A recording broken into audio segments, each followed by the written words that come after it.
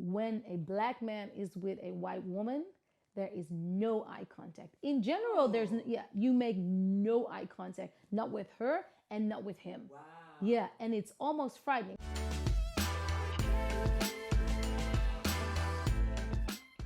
I mean, sometimes I do think that the whole idea of that's also a weird idea, but sort of the idea to breed us and to make us into slaves, to make us into sort of have plantations, to form us into work machines, power machines to produce the strongest, biggest person, at least when it comes to the people who endured slavery.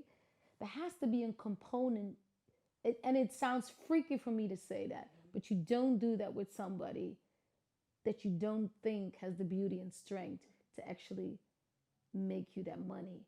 So a part of it is absolutely intimidation, I think, fear, and honoring that by suppression. Yeah, that sounds so freaky and weird, and please don't take this out of context because people are gonna hang me. But do you get the sort of? I feel like generations and generations ago, like the images I found are so powerful and so beautiful and so stunning from the continent. The message was, you will never see this, you will never hear about this. Because we don't have it. Instead of sharing, it was like, we're going to destroy things. Everything. We're going to keep the information for ourselves, and then we're going to continue this journey in a completely different way. And I think that was a big interruption. Yeah. At some point, it went from equality to, no, you got too much. We want it all. Yeah. And we're going to write history now. After trying to always constantly find our way through the veil that's been, you know what I mean? But what I find interesting, you can't hide the truth forever. You can't. You can never. So we will always come to the surface. Maybe not this generation, but look at the music already. I'm not even worried because people might focus on these 10 years or maybe on this lifetime. The world is here like 5 million tons a year.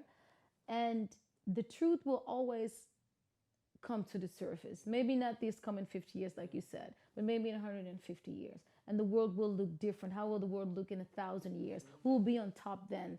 You can only hide it for a bit. I just somehow, in a sense, believe that there has to be justice. There has to be.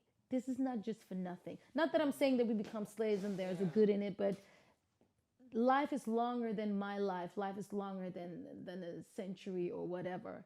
So I'm just curious how people will look at us now in 1,000 years and how they will even talk about color and if color would even be a thing.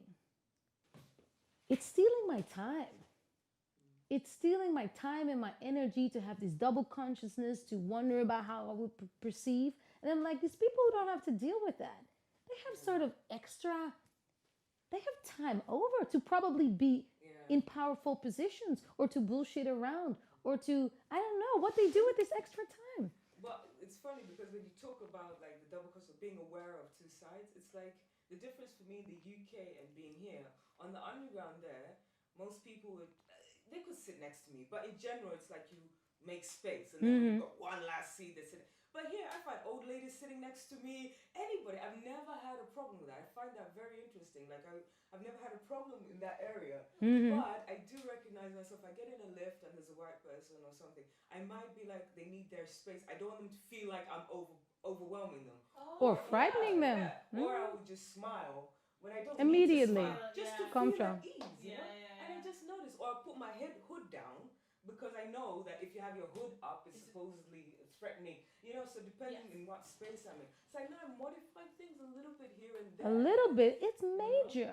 It's major that you are so modified that even before you encounter with a person, you made yourself, you unarmed yourself. You take yourself away from your strength, which is actually your power. You just show that you're not gonna harm anybody. You take your hoodie up, you smile, you take a distance. Head, at least this is the experience I have. You know, in your head, they think that, well, not everybody, obviously, but in certain situations, a person is thinking straight away negatively. So I want to just not deal with that negativity. so I'm gonna show you that I'm not a negative person. It's really weird. It's so subtle.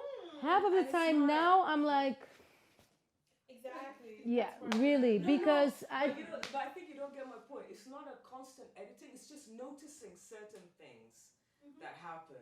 It's not that I walk in every place and like, okay, Yeah. just I watch myself. And go, oh, you did that. Why Yeah. did you do that? Yeah. but you do are, for example, conscious when you walk in a cafe and you're the only black person. Yes. You Yeah. register it. It's not like a big thing. You I'm just like, recognize I'm it. like, what atmosphere is this? Is Yeah. it good for me or not good for Yes. Because if it's no, exactly. Because if it's too hostile, then like I better leave. I take another. Yeah. I take another cafe. Like, because if they if take it's a- getting out of hand, then You enter some brown bars, I literally exactly. stick my Yeah, like okay, we're good. because after 6 beers, someone is gonna scream Yeah, Negro to me, exactly. and then I have to be like, Yeah. and then someone is gonna say he doesn't mean it like that, and it's gonna be a Yeah, that's fight. the worst part. You're like, let me leave already. That's also sort of limit. Your life is in a sense limited because you are already anticipating on all these situations that might happen, and unfortunately, also very often do happen. Even would I don't know how you two feel about that, but I was walking the streets, and I'm always fascinated by that when I see a white girl with a black man. I mean, sorry, boy, it's not allowed. Black man. In Holland, I think it's in America very different, but I really experience. I've been living here now for 39 years. There is like a unwritten code that when a black man is with a white woman, there is no eye contact. In general, you make no eye contact, not with her and not with him. Wow. Yeah, and it's almost frightening. So yesterday I was walking the streets again. I was like, I'm so fed up with him. So I saw those two walking towards me, and I always felt that he was sort of blowing himself. You're not filming this, right? Oh, you are. Oh, oh my God. No, he was like, he's harnessing himself for this confrontation with me because he probably already thought that I had something to say, a judgment about his situation. And then the moment we passed, and it always happens. I can maybe count on one hand how many times in the street I have eye contact with a black man.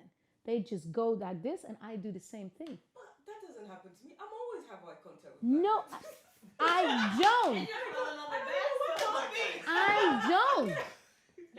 Nah. Do you I have that always experience? I have that exact same experience. Yeah. And I'm like looking. Yeah, like eye contact. Like, I see you. I just think it is funny. I know, like, hey brother, or some stupidness like that. If he's with a white woman? Oh no, I'm not talking about. You talk about only with white women. Yeah, especially with when they are with a women. white Just woman. on Yeah. their own, it's fine. Yeah. But I with don't the white know. woman, you can Yeah. feel the dynamic because they're like The eye Yeah. contact is away from me. conversation. The eye contact is away from me for sure. Yeah. For sure.